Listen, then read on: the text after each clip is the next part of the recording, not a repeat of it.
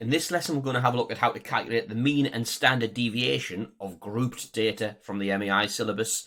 So hopefully you've already seen and understood the lesson on calculating the mean and standard deviation of a list of data. This just extends on that idea. So let's, as always, go through this by means of tackling a question. And here's the question here. So all the children in Year 7 in a particular school took part in a quiz. The scores out of 10 for a sample of size 50 of these scores is as follows, and there you have your data. So we're being asked to calculate the mean and standard deviation of the 50 children's scores. Show detailed reasoning and check your answers using a calculator. So the first thing we're going to try and do is unpick what this data actually means. So let's take, for example, this first column here. We've got a score of 4, and we're saying that that happens 3 times. So if we were to list all the data, there would be a 4 occurring 3 times. Likewise, there's 5 5s. There's 11 6s, and so on and so on. So that's what that table actually means. So if we were to list all of the data, that's how we would list it. So now, rather than actually listing all the data, there has to be a way to speed this calculation up using the formula above. And indeed, there is a quicker way. So if we were to add up all the 4s, there's 3 of them, we would do 4 times 3. So adding those up, 4 times 3, we get 12. Adding up all the 5s, we would get 25. And the standard notation we would use to tabulate all this is XF. We would find the row of all the values of the scores times the frequencies. So we've got 66 there. And all the slightly more difficult ones I'll do on a calculator so as not to make an arithmetic error. So 7 times 15 is 105. 8 times 8, we've got 64. 9 times 5 is 45. And 10 times 3 is 30. And if we add those all up, this here is going to get us the sum of all the x's. What we're going to do now is add up all the x squareds. So here, the x squared value would be 16. So adding up all the x squareds, we'd get 16 times 3.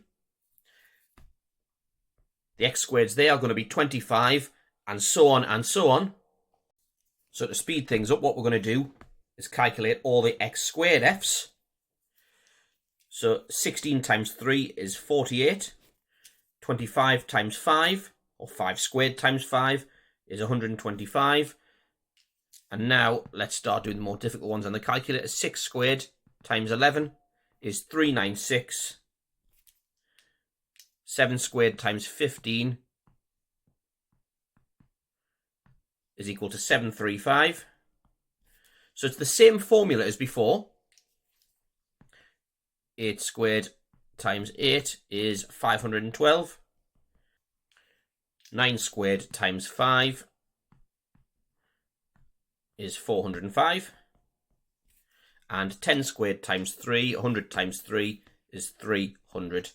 And once we've added them all up, this here is going to be the sum of all the x squareds there. So let's add them all up now. I won't make you sit through me doing that. Adding the top row up, we get 3, 4, 7. And let's move that out of the way a bit to make room. And adding the bottom row up, we get 2, 5, 2, 1. So there's the sum of all the x's and the sum of all the x squareds. Now it's just a case of putting them in an appropriate formula. So the data we have makes this formula here or this one appropriate. So the sum of all the x squareds, let's say SXX equals, so the sum of all the x squareds, which is 2, 5, 2, 1.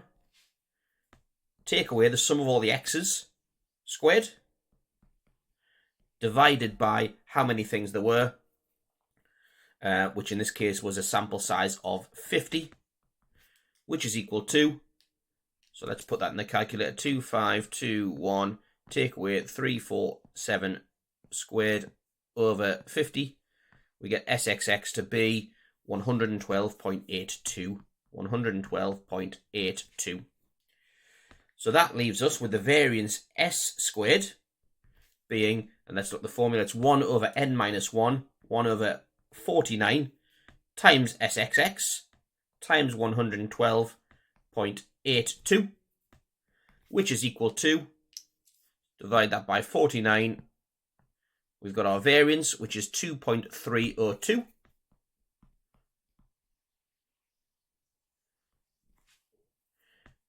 Which means that the standard deviation, S, is equal to the square root of that, which is 1.517. And there we have it. We've calculated the standard deviation. Now, one thing I haven't explicitly done, and it's a common mistake for students to do this as well, and a mistake that I have to admit I almost made, we didn't actually calculate the mean, did we? So, X bar equals the sum of everything, which we saw to be 347, divided by how many there are? 347 over 50. 347 divided by 50, which is 6.94. A genuine mistake that I almost made there, and I'm leaving it in the video. I'm not editing it out because I think it's important that you're made aware that is a common mistake to make. So don't do it. If it asks you to calculate the mean, do so explicitly, like I just have there. And there we have it, the mean and standard deviation. So we showed full working there because we were asked to show detailed reasoning. But it is possible to do this on the calculator as well. And the question says check your answers using a calculator. So let's do it. Let's go into stats mode. One variable. Let's put all the data in. So all the x values, 4, 5, 6, 7, 8, 9, and 10. Press the down button to take us back to the top, and let's put the frequencies in there now. So we've got 3, 5, 11, 15, 8, 5, and 3. OPTN, and let's do a one variable calculation as we did with a single line of data. And there we have it. X bar is 6.94, as we already found out. And it confirms that we've got the sum of all the variables right as well. The sum of the x's is 347. Sum of the x squared is 2521. Brilliant. And if we scroll down to the next screen to find the standard deviation, 1.517 was the standard deviation. So we have got this right. So if a question says show detailed reasoning, show full working like I've just done. If it doesn't, get away with everything you can. Just shove it in the calculator, get the answers. That's absolutely encouraged. So let's have a look at another example here. And this is it here. It says many people took an IQ test and a sample of 60 of their scores are summarised in the table below. Calculate the mean and standard deviation of the IQs. So the data here is grouped into classes. So the scores 100 to 103 have a frequency 10. And the problem here lies with how to put that in the calculator. Well, what we're going to do, let's first of all go into stats mode. One variable, there we go. What I'm going to do here is put the midpoint of the classes in there. Now we can actually put that in the calculator here in the X column. We can actually perform the calculation. So to get the midpoint, add them together, divide by 2. So 100 plus 103 divided by 2. There's our midpoint.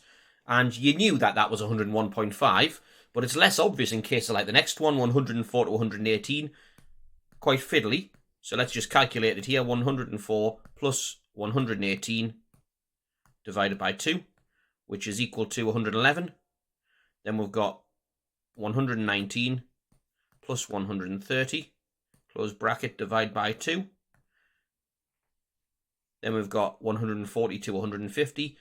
Now, the next one is 131 to 139. Close bracket, divide by 2.